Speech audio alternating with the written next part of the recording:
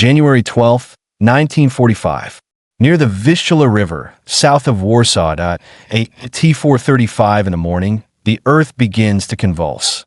Oberstfreiter Karl-Heinz Mertens of the 68th Infantry Division is awake before the first shell lands. The cold has kept him from sleeping. The dugout roof drips with thawing frost. Then the sky to the east erupts in a solid wall of flame. The Soviet artillery barrage is unlike anything he has heard in 6 years of war. It is not scattered fire. It is not probing harassment. It is annihilation. More than 11,000 guns and Katyusha rocket launchers open up across the Vistula front. The sound is continuous, like a steel door being torn from its hinges for hours without pause. Entire sectors disappear in geysers of mud and splintered timber. Telephone lines snap.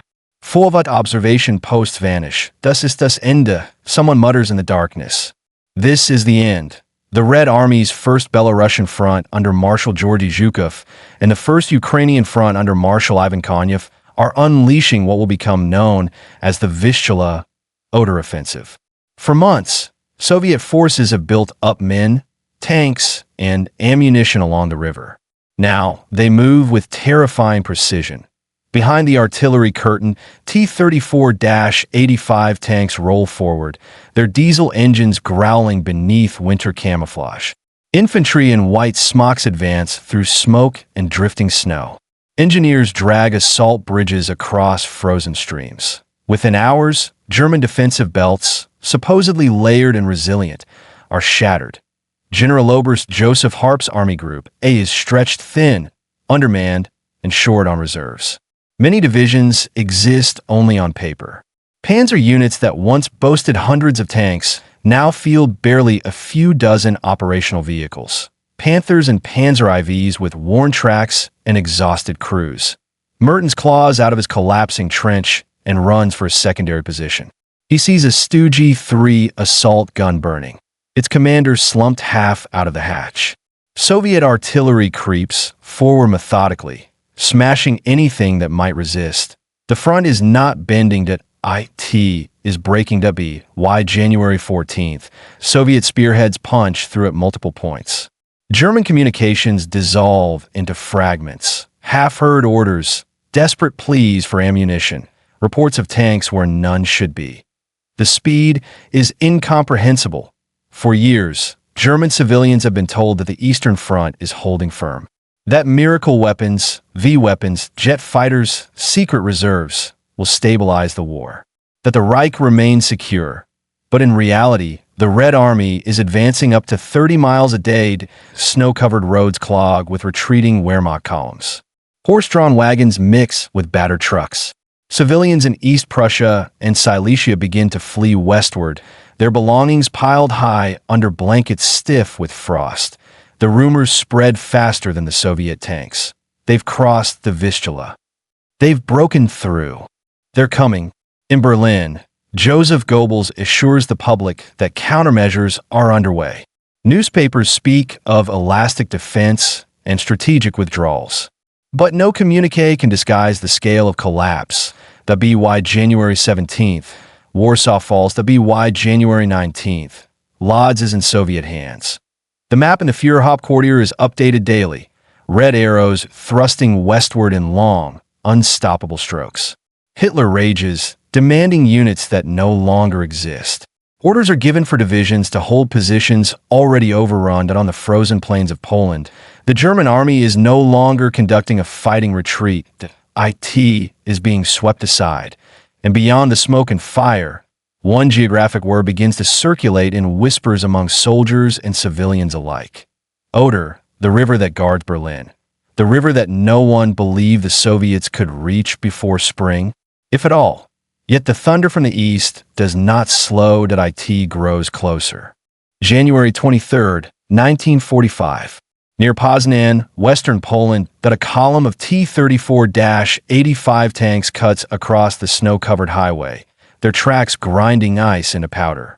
Senior Lieutenant Nikolai Sidorov of the 8th Guards Army leans halfway out of his turret, binoculars pressed to his frost-reddened face. Ahead, German trucks burn along the roadside, abandoned in haste. No organized resistance. No defensive line. Only distance. Berlin is 300 kilometers. His driver shouts up from below. Sidorov nods but says nothing. Orders are clear. Advance without pause. Exploit the breakthrough. Do not give the Germans time to breathe. Behind him stretches the largest armored exploitation in European history. Zhukov's First Belarusian Front is no longer fighting for river crossings or bridgeheads. It is racing west across the open plains of Poland, bypassing strongpoints, encircling entire German formations. The Red Army has learned from its disasters of 1941. It moves now with coordination, artillery, armor, infantry, engineers, logistics, and synchronized waves. Fuel trucks follow dangerously close behind the spearheads. Field kitchens roll through captured towns within hours of their seizure. German resistance stiffens in places, especially around fortified cities like Poznan. But these are bypassed, masked by secondary units. The goal is not territorial tidiness. The goal is speed. Inside a half-frozen rail station outside Poznan, Oberleutnant Franz Adler of the 25th Panzer Grenadier Division studies a map lit by a flickering lantern. His division is a shadow of its former strength. Less than 40 armored vehicles, many barely operational. Orders from Army Group A demand counterattacks to restore the situation. What situation? Adler mutters bitterly. The Soviets are already behind them. Throughout western Poland, roads jam with civilians fleeing west.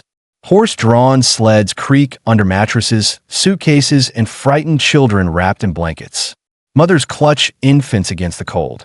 Elderly men limp beside overloaded carts. They had believed the war was far away. Now it is racing toward them faster than any rumor. Soviet forward detachments reach the Oder River. Engineers throw pontoon bridges across under sporadic German fire. By January 25th, armored columns surge over intact crossings seized by surprise. Entire German rear area staffs are captured in their headquarters. Papers still on their desks. In Berlin, panic creeps beneath official denials. General Heinz Guderian, chief of the General Staff, argues furiously with Hitler in the Reich Chancellery. He demands immediate withdrawal to shorter defensive lines. Concentration of remaining armored reserves. Rational measures. Hitler refuses. The Oder will be held, he declares, but there are barely enough coherent formations left to attempt it. The Red Army's operational tempo becomes staggering. 40, even 50 miles in a single day. Soviet cavalry mechanized groups sweep around pockets of resistance, isolating tens of thousands of German troops who fight on. Unaware they are already irrelevant to the wider collapse, Sidorov's tank company drives past a German supply depot captured intact. Crates of ammunition, stacks of uniforms, even untouched rations. Evidence of a front that expected to stand firm. The illusion has shattered that on January 27th, Soviet troops liberate Auschwitz. The horror uncovered their sins, shockwaves through the advancing ranks. Even hardened soldiers fall silent at the sight of what remains. But the advance does not stop. Weather turns milder. Roads become mud. Still they pushed by the end of January's third week. Soviet spearheads are less than 100 kilometers from the Oder River. German refugees crossing into Silesia bring wild stories. They're everywhere. They move at night. They don't stop. In Breslau and Frankfurt and der Oder, local Nazi officials organize Volkssturm battalions, old men and teenage boys armed with Panzerfausts and ancient rifles. They are told they will defend the fatherland at its sacred frontier. But few truly understand how close the Red Army already is to in some towns east of the Oder. Church bells ring in alarm as the first distant artillery rumble becomes audible on clear winter mornings. The war, once distant and abstract, has become a physical vibration in the air. The river that once seemed impossibly far away is now only days ahead of Soviet tank commanders checking their maps by candlelight. And in Berlin, disbelief begins to give way to something far more dangerous: fear. January 26, 1945. Breslau, Lower Silesia. The snow falls in soft, almost delicate flakes over the rooftops of Breslau. It is the kind of winter morning that once meant sledding in the parks, hot bread from the bakery, children late for school. Instead, the Hauptbahnhof is a wall of bodies. Anna Weber grips her daughter Latte's hand so tightly the child winces. Around them, thousands press toward the platforms. Farmers, clerks, factory workers, women from nearby villages who arrived overnight in wagons piled high with bedding and feather quilts. Only women and children first. A railway official shouts, his voice cracking. Stay calm. But calm has already vanished. Rumors arrived 2 days earlier. Soviet tanks had crossed the Wartha. Then came word that cities in western Poland had fallen without prolonged fighting. Now, whispered in stairwells and bread lines. One phrase circulates like a contagion. They're heading for the Oder. For years, Nazi propaganda promised that Silesia was secure, an industrial bastion far from the front. Breslau's factories had produced armaments. Its rail yards pulsed with military logistics. The war was something heard on the radio, seen in casualty lists. Now artillery can be heard on clear nights. Gauleiter Karl Henk, the region's Nazi leader, broadcast defiant proclamations. Breslau will be declared a Festung, a fortress city. It will hold at all costs. No evacuation, he insists, unless ordered. But the orders come too late. AS temperatures plunge below freezing. Columns of civilians attempt to flee westward on foot. Roads become rivers of humanity. Wooden carts creak under wardrobes and sacks of flour. Elderly grandparents sit atop piled mattresses, staring blankly ahead. Anna Weber's husband, a railway mechanic conscripted into a Volkssturm unit, had told her to go. Take Lotte. Don't wait for me. She boards a freight wagon meant for livestock. There are no seats, only straw and breath that fogs the air.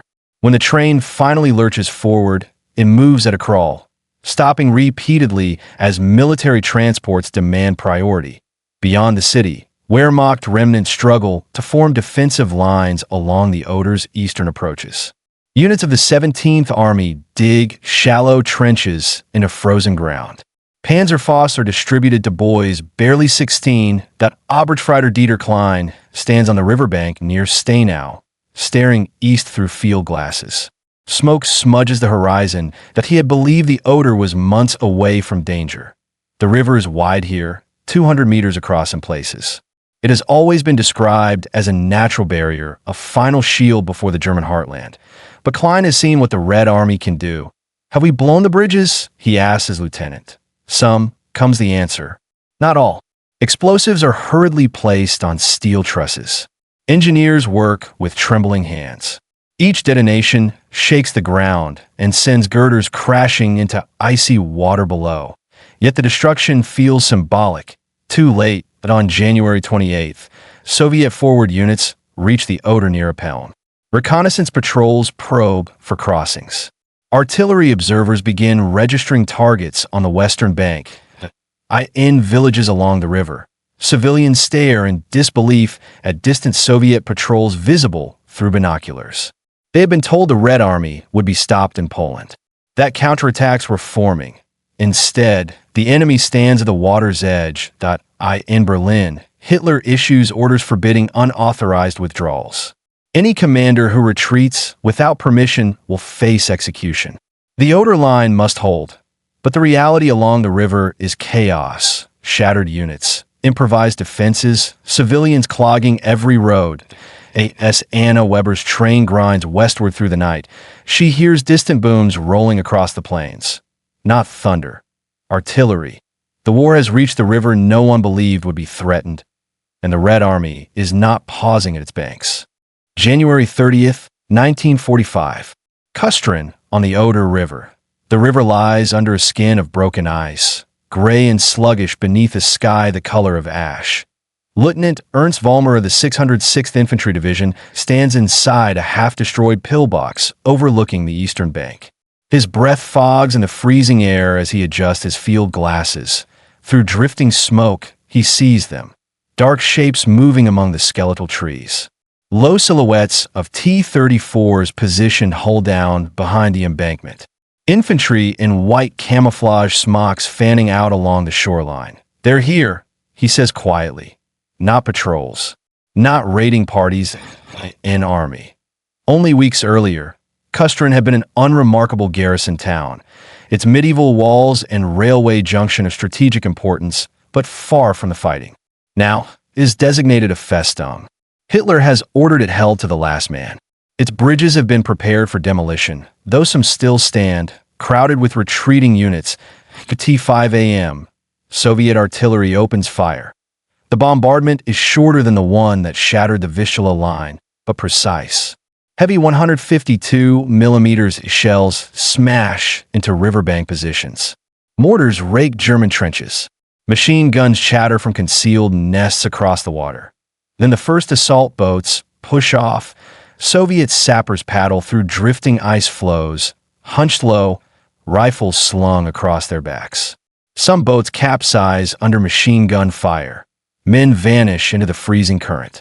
Others reach the western bank, scrambling onto mud and snow, throwing grenades into stunned defensive positions. Vollmer fires his car 98K until the barrel smokes. Beside him, a Volkssturm teenager fumbles with a Panzerfaust, hands shaking uncontrollably. Wait until they're closer. Vollmer shouts, but the boy fires too early. The rocket streaks wildly and detonates harmlessly against a tree. Within hours, Soviet bridgeheads form at multiple points along the Oder, near Kustrin, Stenau, and south toward Apeln. They are shallow at first, precarious footholds under constant German counterattack, but they exist, and that fact alone changes everything. Field Marshal Ferdinand Schorner, newly appointed to command Army Group Center, demands immediate counterassaults. What armored reserves remain? Elements of the 25th Panzergrenadier Division, remnants of Panzer Division Muncheberg, are thrown piecemeal into desperate attacks. They lack fuel. They lack air cover. The Luftwaffe can muster only scattered sorties of FW-190s and Me-109s, quickly driven off by swarms of Soviet Yak fighters. The counterattacks fail. Soviet artillery pounds the German assembly areas before the panzers can even form properly. Anti-tank guns hidden among barns and orchards tear into advancing armor. The snow becomes a graveyard of burned-out hulls. In Kustrin itself, civilians shelter in cellars as shells crash into houses along the riverfront. Windows shatter. Roof tiles cascade into the streets. An elderly shopkeeper, her Baumgart, steps outside between bombardments and stares eastward. He had lived through the First World War as a child. He had believed nothing could rival that catastrophe. Now he watches Red Army signal flares arc over the Oder. How? He whispers. Only 10 days ago, the Soviets were hundreds of kilometers away. Why February 2nd? Zhukov's forces have secured several solid bridgeheads west of the river. Engineers work feverishly to expand them, laying pontoon bridges under artillery fire, reinforcing crossings for tanks. The Oder, once imagined as an impassable barrier, has been breached in Berlin, barely 70 kilometers to the west. The realization begins to sink in. The Red Army is not at the gates, that it is at the river before the gates, and the distance between them is shrinking by the hour. February 3rd, 1945. Frankfurt and Der Oder. The church bells are ringing, but not for Sunday service. Mayor Martin Albrecht stands in the Rathaus balcony, looking east across the frozen expanse of the Oder. Smoke drifts above the far bank. Through field glasses, he can see flickers of movement, vehicles, artillery teams, the occasional flash of muzzle fire. The Soviets are not rumored to be there. They are there. Only 50 miles separate Frankfurt from Berlin, a distance that once meant an afternoon train ride. Now it feels like the width of an ocean, and yet terrifyingly small. Below in the square, Volkssturm units assemble. Men in their 50s and 60s pull ill-fitting uniforms over winter coats. Some carry Italian Carcano rifles from captured stocks. Others clutch single-shot Panzerfausts. A handful of Hitler Youth boys stand stiffly beside them, faces pale, trying to look older than they are. Berlin will not fall, a local party official declares into a loudspeaker. The Führer has full confidence in the Oder line. But confidence is not contagious. Railway lines westward are choked with military transports and refugee trains. In Berlin itself, Joseph Goebbels assures citizens via radio that the Red Army's advance has been halted, that the situation is serious but under control. Yet military briefings tell another story. Etched, the Zasen headquarters south of Berlin. General Heinz Guderian argues again for maneuver. Soviet bridgeheads must be crushed immediately before they expand. Every available armored formation should be concentrated for a decisive blow. Hitler refuses to abandon scattered positions in East Prussia and Courland. Troops remain stranded in isolated pockets, while the main Soviet thrust stands within artillery range of the Reich's heart. Meanwhile, on the eastern bank of the Oder, Senior Lieutenant Sidorov watches as heavy pontoon sections are hauled into place. Soviet engineers work with mechanical precision, laying steel and timber across the dark water. Within hours, the first T-34s rumble over the floating spans, engines echoing across the river valley. A bridgehead near Kustrin grows deeper by the day. 5 kilometers, then 10. Soviet artillery batteries roll forward into newly secured positions. They begin to register coordinates further west, toward Seelow, toward Berlin. German civilians in villages west of the river begin to see Red Army reconnaissance patrols slipping through forests at night. Farmhouses are commandeered by Wehrmacht units, scrambling to establish secondary lines. Defensive trenches scar the frozen fields. Frau Elise Hartmann, living in a small village near Seelow Heights, hears the distant thunder every morning now. She writes in her diary by candlelight. They said the Oder would protect us. They said the Russians would never reach it so quickly. Now we hear their guns that in Kustrin. The situation deteriorates rapidly. Soviet forces tighten their grip, encircling the town in a growing pocket. German supply lines are cut by artillery fire. Luftwaffe transport planes attempt risky night drops of ammunition. Many never make it. On February 5th, Soviet forward observers climb church towers on the western bank. Through binoculars, they can see railway junctions leading directly to Berlin, 40 miles at a distance that can be driven in a few hours. For German civilians, the realization lands like a physical blow. The front has not merely approached the Reich, that it has leapt across Poland, smashed through Silesia, crossed the Oder, and now stands within striking distance of the capital itself. The war that propaganda insisted was contained is suddenly visible on the horizon, and no one can pretend otherwise. February 10th, 1945. Fortress Kustrin. Snow falls through a sky bruised purple by artillery flashes.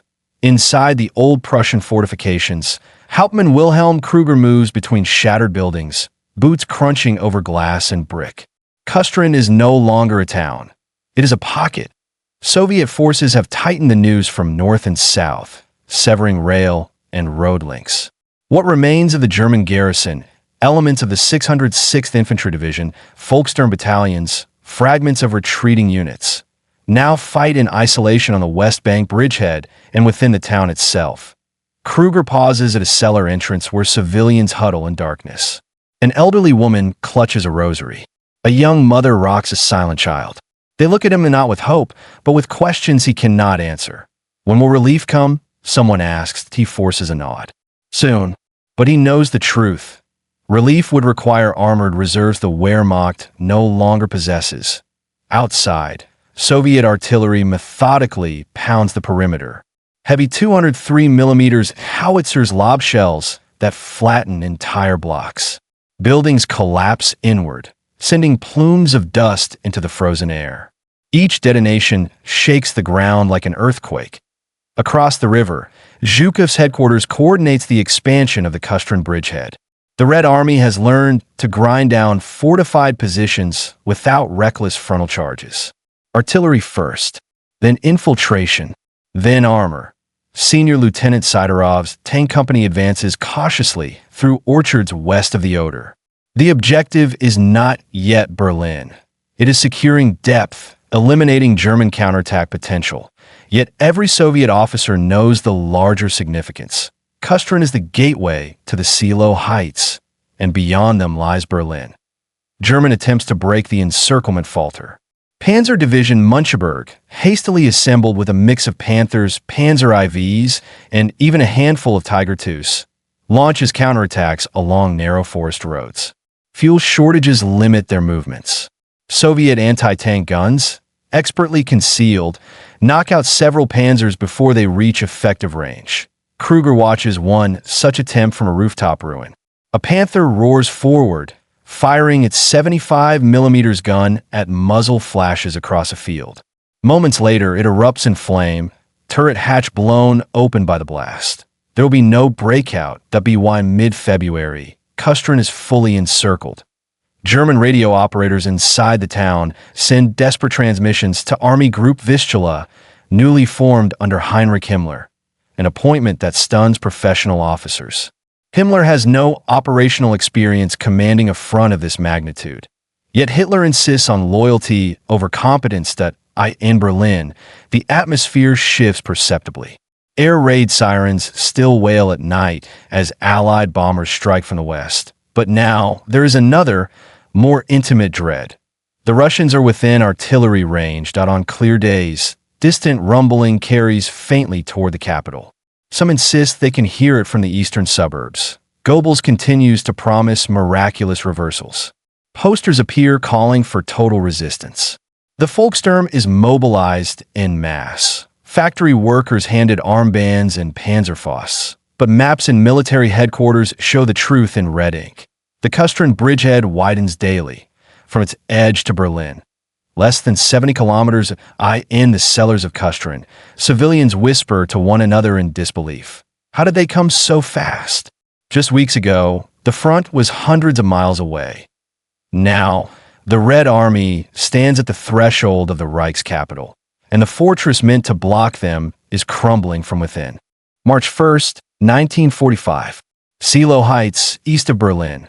The wind sweeps across the ridgeline, cutting through greatcoats and carrying the distant thunder of guns. Major Hans von Falken stands atop the escarpment, boots planted in frozen mud.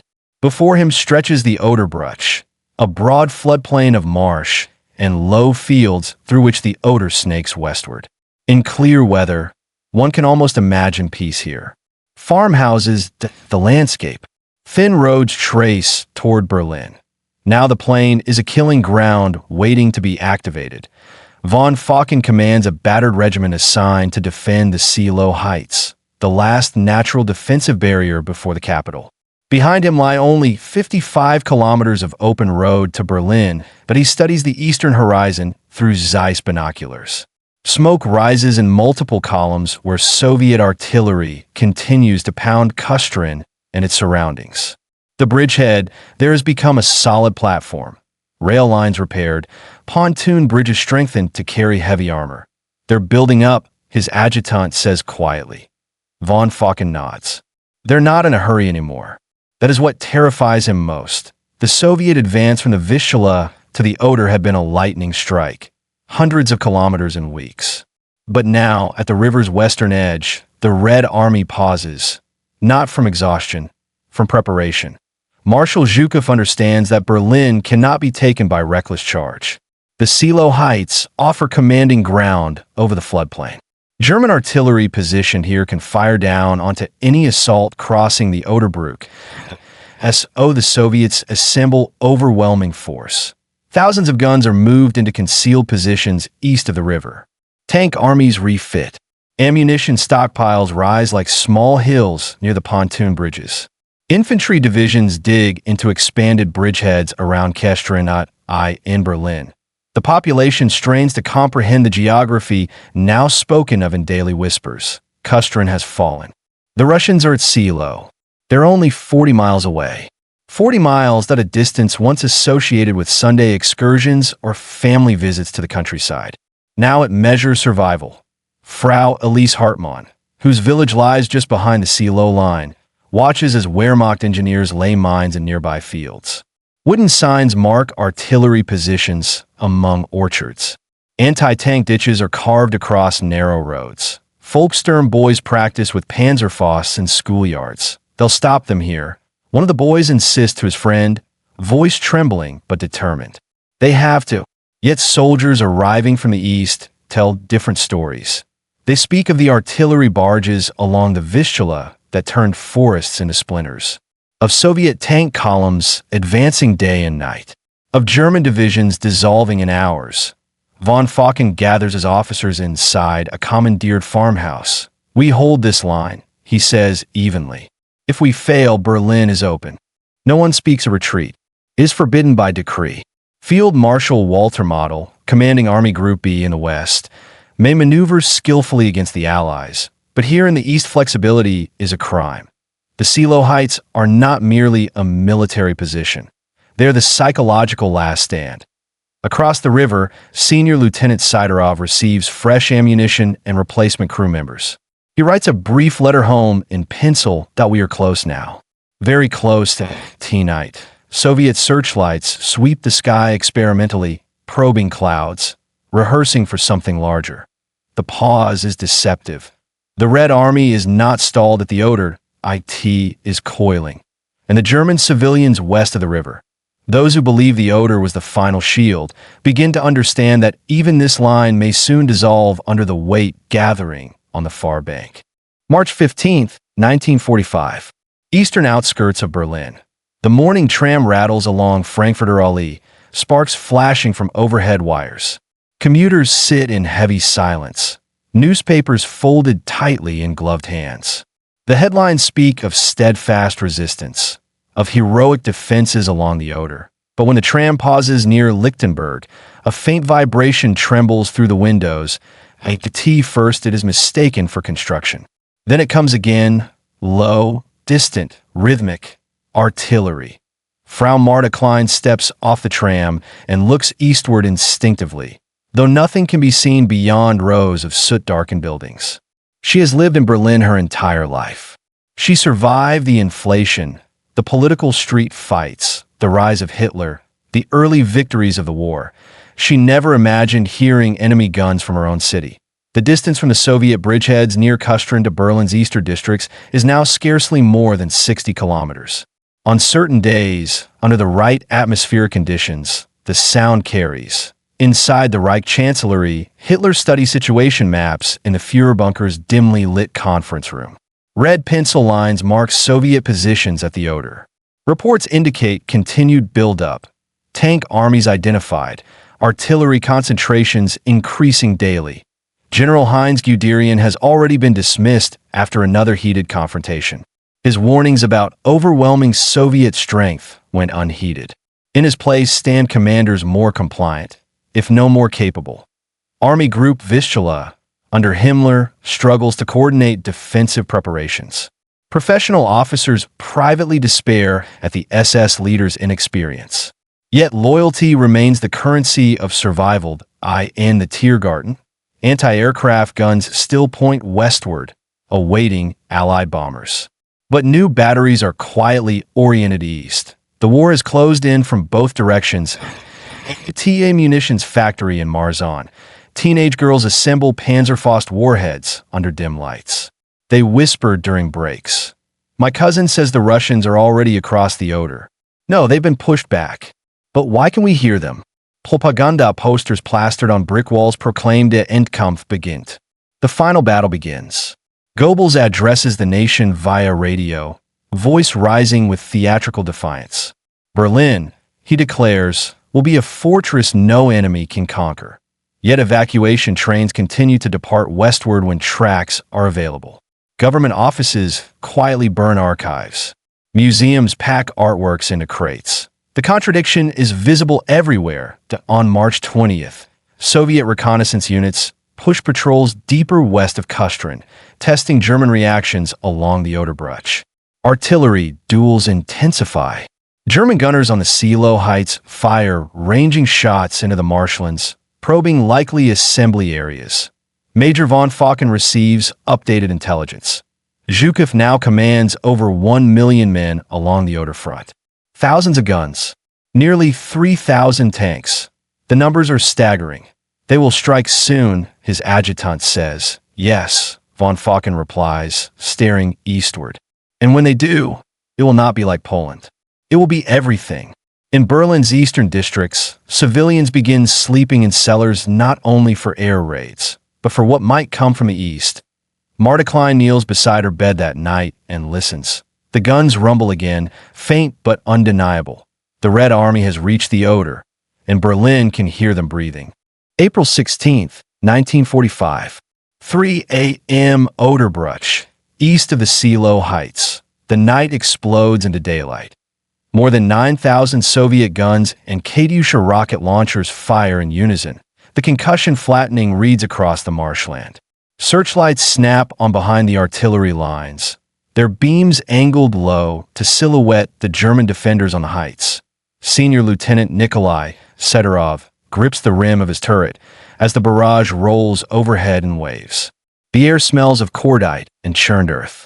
Ahead, the Seelow Heights flicker with detonations, trees splintering, bunkers collapsing, trenches erased in seconds. This is for Warsaw.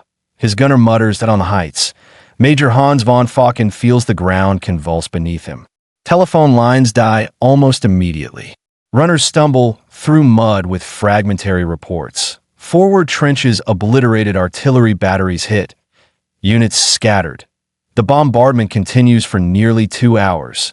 Then it stops. For a moment, there is silence, an unnatural void, and then Soviet infantry surge forward across the Oderbruch to 34-85S and IS.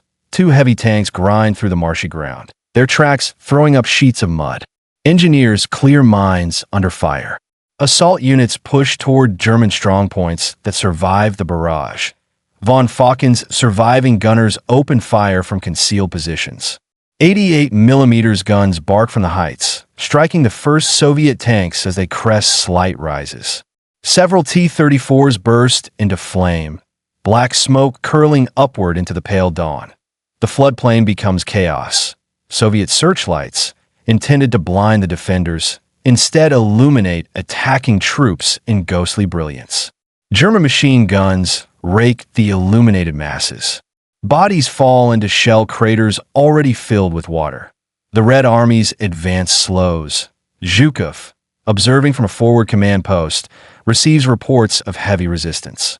The heights were more intact than anticipated. The terrain, soft, waterlogged, impedes armor that he commits reserves, fresh rifle divisions. Additional tank brigades. More artillery. The sky fills with Soviet aircraft. Il-2 Sturmovik ground attack, planes roaring low, cannons flashing against German gun pits that on the heights. Von Falken moves between positions, revolver drawn. Smoke stings his eyes.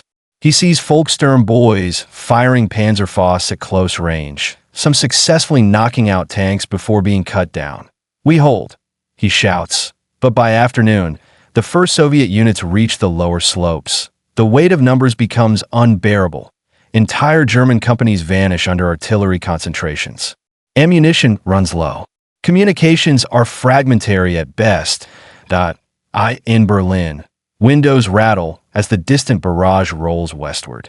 Civilians huddle in basements, realizing that what they hear is not an isolated clash. It is the beginning of the final assault. April 17th, Soviet forces widen breaches along the Seelow line. Casualties are staggering on both sides, yet momentum favors the attackers. Fresh Soviet formations replace shattered ones without pause. Von Falken's regiment is reduced to fragments.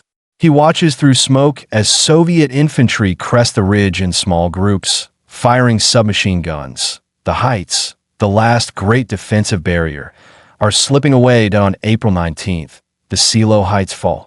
The road to Berlin lies open. Between the Red Army and the capital now stretch only scattered units, improvised barricades, and a population that still struggles to comprehend how quickly the river they trusted has failed them. From the Vistula to the Oder had taken weeks. From the Oder to Berlin will take days. April 21st, 1945. Northeastern Berlin. The first Soviet shells land inside the city before dawn. They strike rail yards and factory districts, sending columns of smoke into the gray morning sky. Windows shatter across entire streets. Plaster falls from ceilings. In cellars from Pankow to Lichtenberg, civilians flinch as the concussion rolls through brick and concrete. The Red Army has crossed more than a river. IT has crossed into Berlin. Senior Lieutenant Nikolai Sidorov rides at the front of his company as it pushes through the suburb of Weissensee.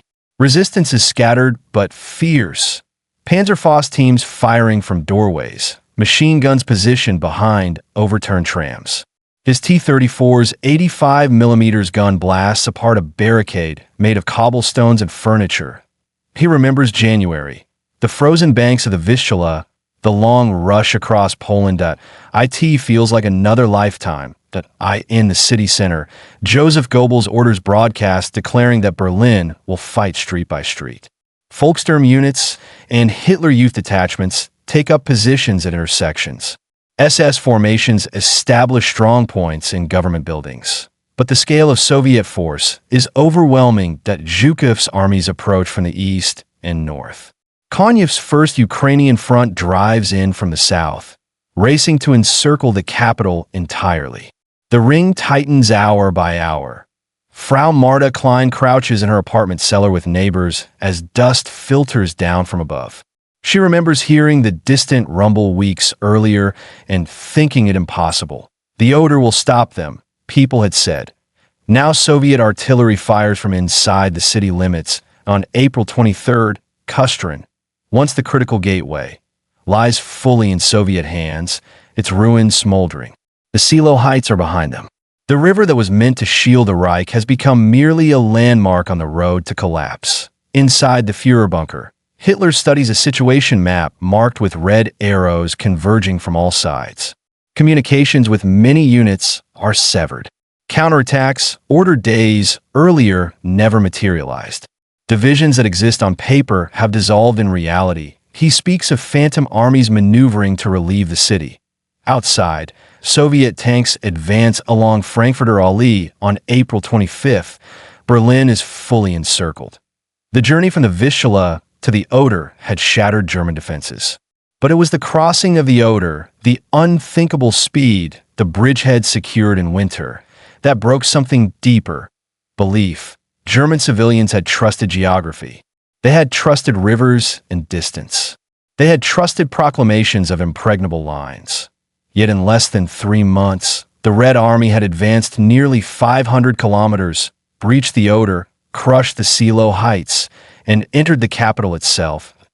In the final days of April, as street fighting consumes Berlin, the sound that began on a frozen January morning near the Vistula echoes in memory, the thunder of artillery that never truly stopped.